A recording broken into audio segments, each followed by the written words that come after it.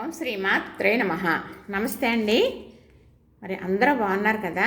నేను కూడా బాగున్నానండి. మరి రెడీమేడ్గా ఇడ్లీ పిండి తయారు చేసుకుందాం. మరి ఎప్పుడైనా అత్యవసరం అవుతుంది, ఎక్కడికైనా వెళ్ళొస్తాం, ఇంట్లో పిండి లేదు, టిఫిన్ చేసుకోవాలంటే ఎలాగా అనుకుంటాం కదా. అలాంటప్పుడు నైటు కొంచెం నీళ్ళేసి ఇడ్లీ పిండి నానబెట్టుకుంటే పొద్దుట ఇడ్లీ వేసేసుకోవచ్చు.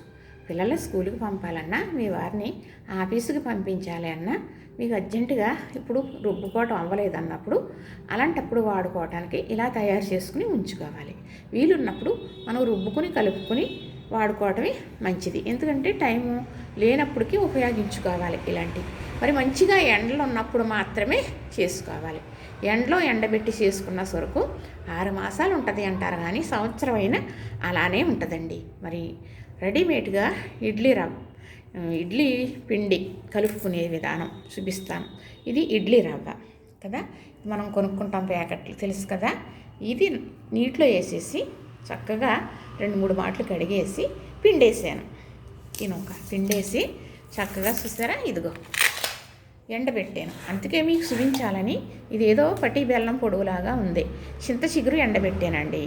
ఆ చింత చిగురు ఎండబెట్టిన చీర మీద ఈ నూక కూడా ఎండబెట్టాను. అటు ఇటు ఎగిరిపోయి మరి కొంచెం ఉంటుంది కదా అంతకు. ఇలా చూసారా, ఇది చూపించాలని ఉంచాను. ఇలా నలిపితే నలిగిపోతుంది, గుల్లగా తయారైంది. మరి నూక ఎందుకు కడిగి ఎండబెట్టారు అని అనుకుంటారు కదా మీరు. మరి మనం ఇడ్లీ పిండి రుబ్బుకుంటాం కదా, గ్రైండర్లో రుబ్బుకొని ఇడ్లీ రవ్వ నీటిలో పోసుకుని నానబెట్టి అప్పుడే కదా మనం ఇడ్లీ పిండిలో కలుపుకుంటాం. మరి కడగలేని నూక పిండి కలిపి ఉంచుకోవడం నిలవ ఉండటానికి బాగోదు. మనం కడగలేదన్న ఫీలింగ్ తినలేము కదా. అందుకు నేనైతే ఇలాగ కడిగేసి చక్కగా ఎండబెట్టేసి ఎండిపోయిన తర్వాత మీకు చూపించాలని. ఇది చింతాకులు ఉన్నాయండి అక్కడక్కడ, ఎండిపోయిన చింతాకులు, చింతకూర పొడవు చేశాను. అది కూడా వీడియోలు తీసి పెడతాను. చింతాకులే తప్ప నలకలయ్యి కాదు. ఇలాగా అంటే అంత బాగా కారపూసలాగా అయింది. ఇది పిండేసాను కదా.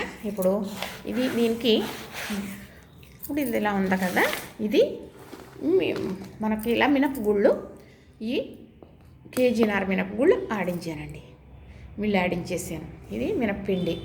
అయితే ఇప్పుడు దీనికి ఎలా వేసుకోవాలి, నూక క్వాలిటీ, పిండి క్వాలిటీ అనేది మీకు చూపిస్తాను. ఇది తవ్వ అంటారనమాట. దీన్ని 1/2 కేజీ అనమాట. ఇప్పుడు ఇది 1/2 కేజీ ఈ పిండి వేసామనుకోండి, 3 కూడా ఈ నూకేసేయచ్చు. మామూలుగా మనం తొక్కపప్పు నానబెట్టుకుని గ్రైండర్ రుబ్బుకుంటాం కదా, దానికి అయితే 4 తవ్వల నూక పట్టేస్తుందండి, ఒక తవ్వ పిండికిని, తెలుసా. మరి తొక్కపప్పు కేజీ అనుకోండి, ఇడ్లీ రవ్వ 4 కేజీల నూక పట్టేస్తుంది. అంత పిండి ఒదుగొస్తుంది, చక్కగా వేసేయచ్చు. ఇడ్లీలు దూదుల్లాగా వస్తాయి. మరి పూర్వం నుంచి మాకు అలాగా వేసుకుని తెలిసిన మూల చెప్తున్నాను. ఇప్పుడు నూక అంత వేయకూడదు అంటారు. మరి ఇలా కొనుక్కున్న నూక మాత్రం మాకు బయలుదేరి నూకని తీసుకొస్తారు, చాలా బాగా ఉంటుంది. సరే, ఇప్పుడైతే నేను వేసే విధానం నేను చూపిస్తాను. ఇది ఈ తవ్వతోటి 1/2 కేజీ కదా, ఇది 1/2 కేజీకి ఇప్పుడు దీర్ఘబాలరా కొలవాలంటండి. కొలత సరిగ్గా కొలాలి, లేకపోతే ఆవుసు తగ్గుతుందని ఆవుసుకు సంబంధం పెట్టి ఇవ్వరన్నమాట.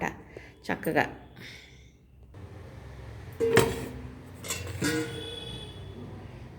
ఇప్పుడు మినప్పిండి వేసేసాం. ఇడ్లీ రవ్వ కలుపుకోవటానికి మనకి ఇడ్లీ రవ్వ కలపాలి, అప్పుడు ఇడ్లీ పిండి తయారవుతుంది అన్నమాట. ఇప్పుడు దాన్ని 1 వేసాను కదా, 1కి 3 వేయాలండి. చక్కగా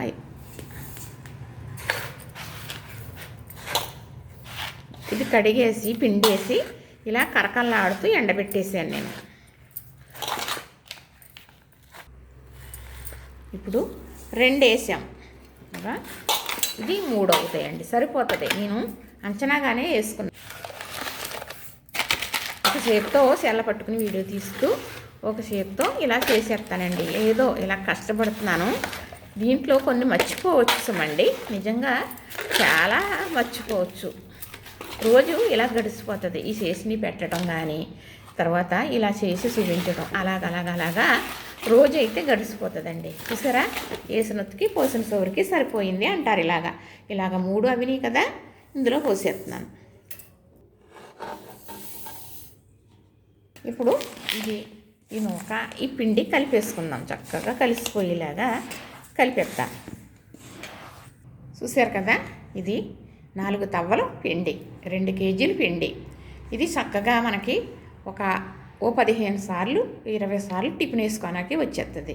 ఒక కప్పు పిండి నానబెట్టుకున్నాం అనుకోండి, సోడిజావ తాగుతాం కాబట్టి దాని మీద తాటగా ఉండేవి 4 ఇడ్లీ, 2 రేకులు వేసుకుంటే ఎక్కువ చక్కగా అలాగా వస్తుందండి. ఇది మీకు ఇడ్లీ వేసినప్పుడు కూడా మళ్ళీ ఈ పిండి ఇది ఇలా కలిపిన విధానం కానీ ఇడ్లీ పెట్టిన ఎలాగా వచ్చినాయో అనేది కూడా మీకు చూపిస్తాను. నేను చూపించి మళ్ళీ అప్పుడు వీడియో పెడతాను. చూసారా, నచ్చిందా? మరి ఇంతేనండి, రెడీమేడ్గా ఇడ్లీ పిండి కూడా రెడీ చేసి మీకు చూపించేసాను. నూకైతే కడిగి పిండి ఎండబెట్టి కలిపానండి.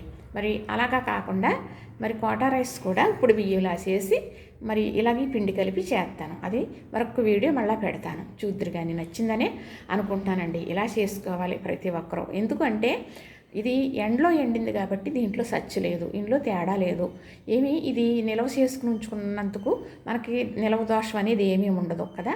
ఉడకబెట్టింది నిల్వ ఉంటే మనకి మంచిది కాదు కానీ ఎండలో ఎండింది నిల్వ అనేది మళ్ళా సంవత్సరం వచ్చినా కూడా స్మెల్లో ఆ రుచి అలానే ఉంటుందన్నమాట చక్కగా.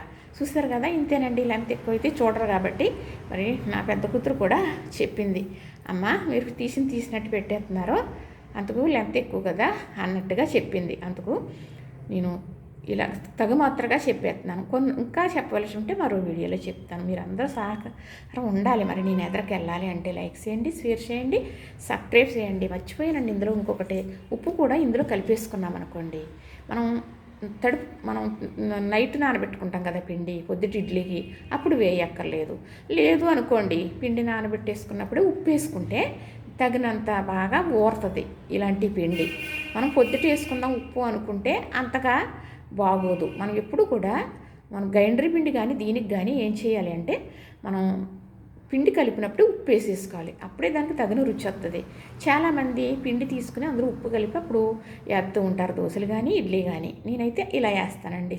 లైక్ చేయండి, షేర్ చేయండి, సబ్స్క్రైబ్ చేయండి. ఏమండి చూస్తున్నారు కదా, లైక్ చేయటం లేదు, మరి లైక్ చేయండి, 10 మందికి వెళ్ళేటట్టు మీరే కదా చెయ్యాలి మరి.